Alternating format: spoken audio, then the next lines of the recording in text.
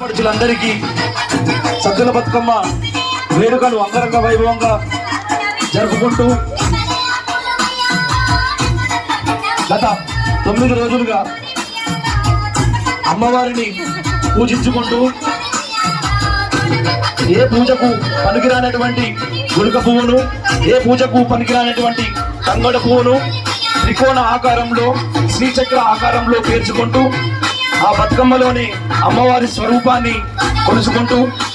మొదటి 3 రోజులు పార్వతీమాతగా, తర్వాతి 3 రోజులు మహాలక్ష్మిగా, లాస్ట్ 3 రోజులు దుర్గగా కొలుసుకుంటూ 9 రోజులు జరుగుతున్నటువంటి ఈ ఉత్సవానికి ఆఖరి ఘట్టమైనటువంటి సద్దుల బతుకమ్మను అల్వాల ఆడపడుచుల అందరి